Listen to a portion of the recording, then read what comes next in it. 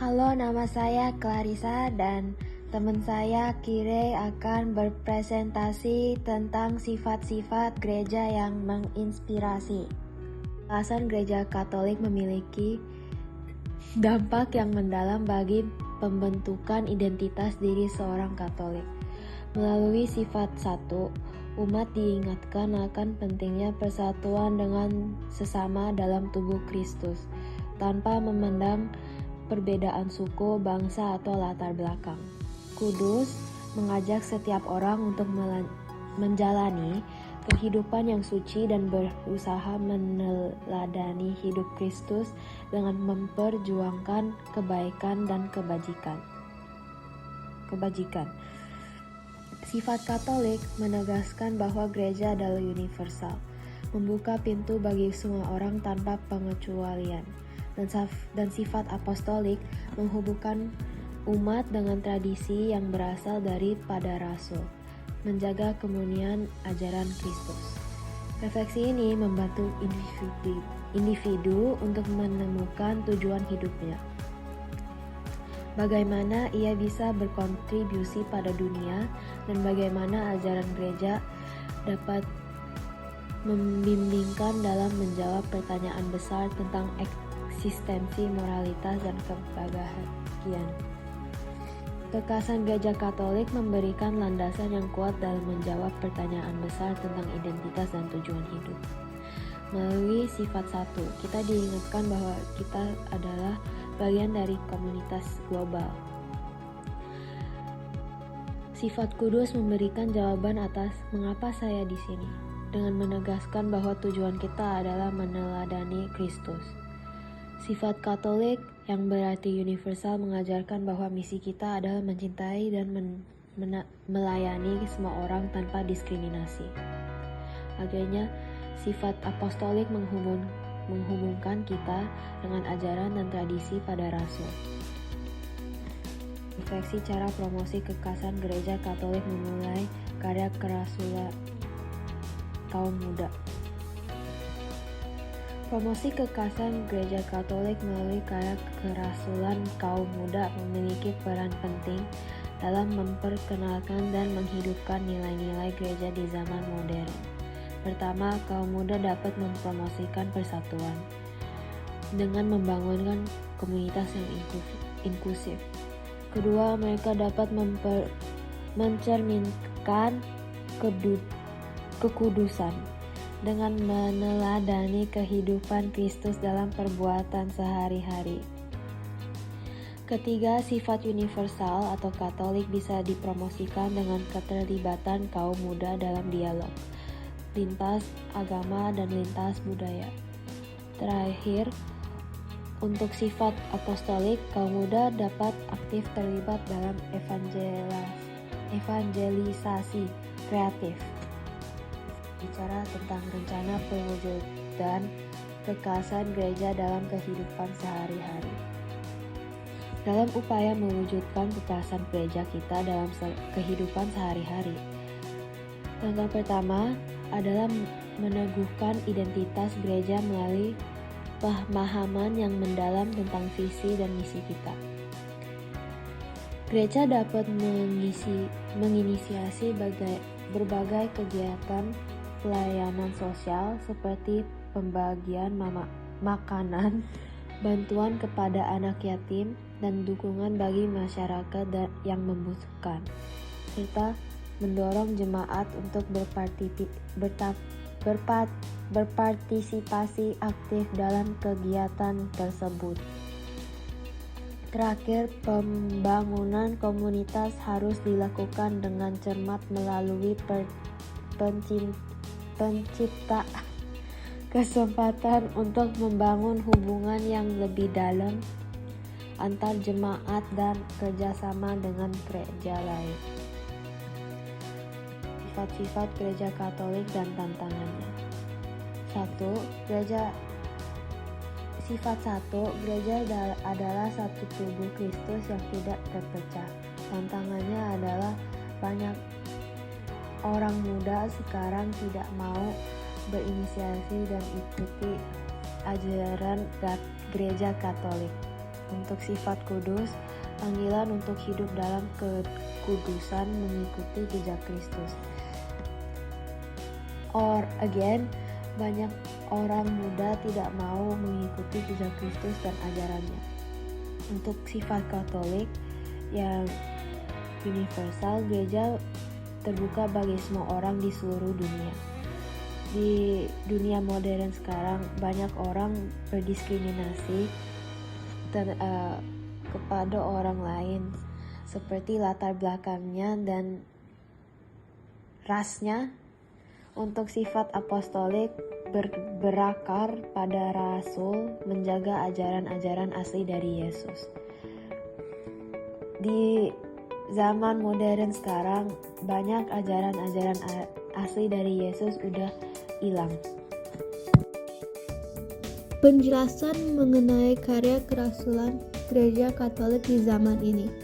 Pelayanan Gereja Katolik yang dilakukan saat ini melibatkan berbagai usaha dalam menyebarkan Injil dan melayani masyarakat, termasuk penggunaan media modern untuk menyebarluaskan ajaran gereja dan memberikan pendidikan iman bagi semua kalangan, memberikan bantuan kepada yang membutuhkan, serta memberikan perawatan medis melalui rumah sakit dan klinik gereja, serta membangun hubungan baik dengan mereka yang menganut agama lain dan memperkuat persaudaraan antar denominasi Kristen.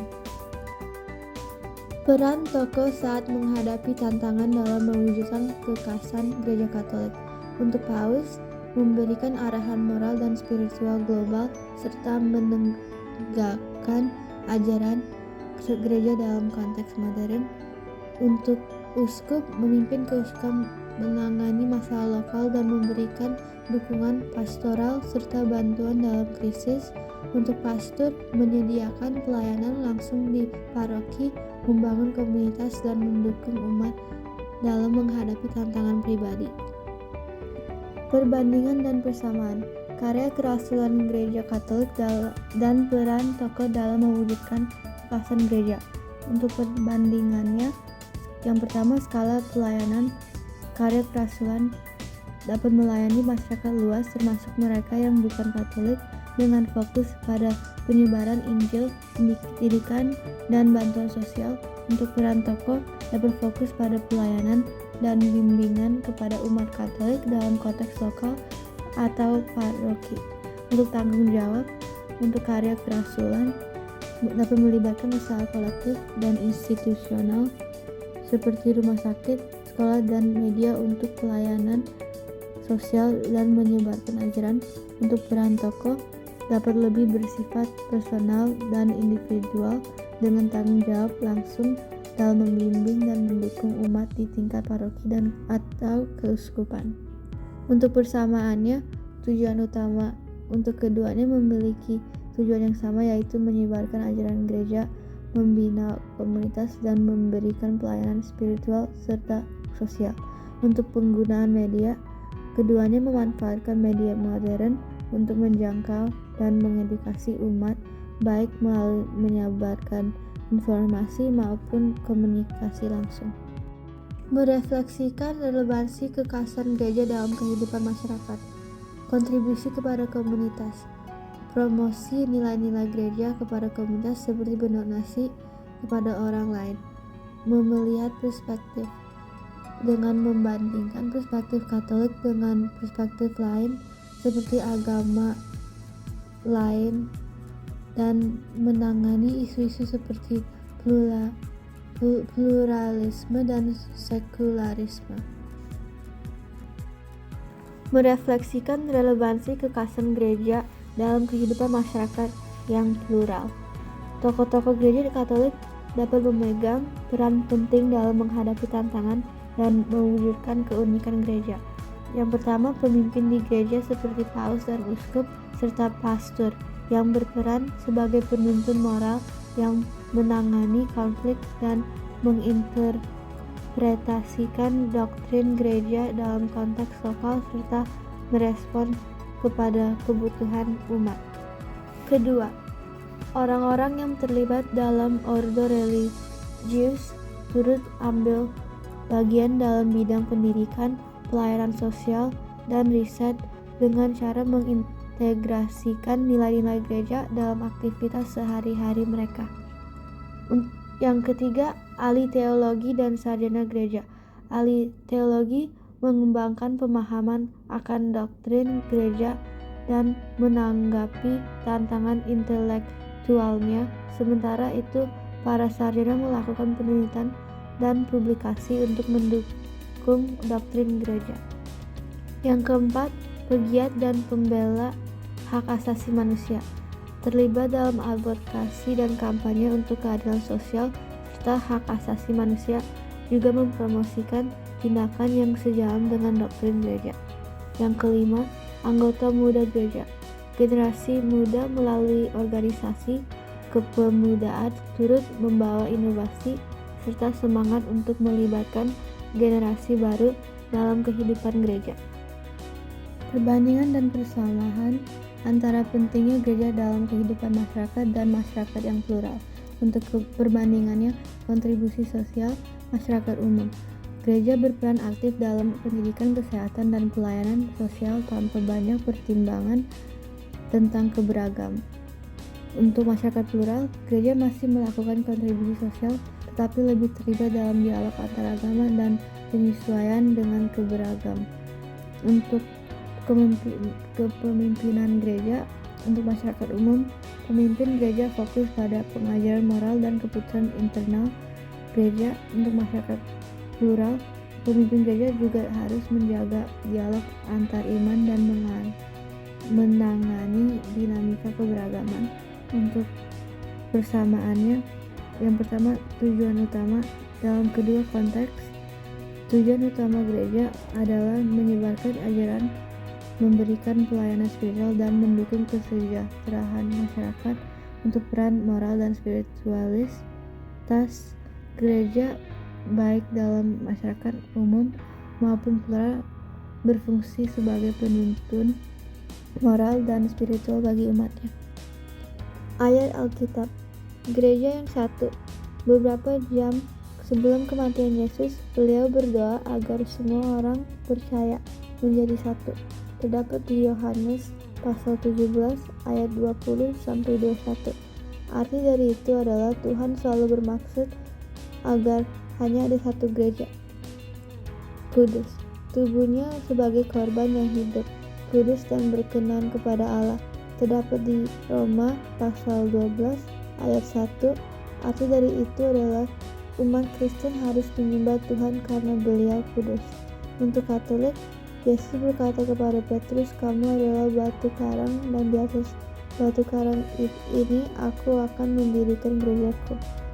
Itu terdapat di Matius pasal 16 ayat 18. Apostolik. Dijelaskan bahwa para rasul adalah fondasi gereja, rumah tangga Allah yang dibangun di atas landasan para rasul. Terdapat di Wahyu pasal 21 ayat 14.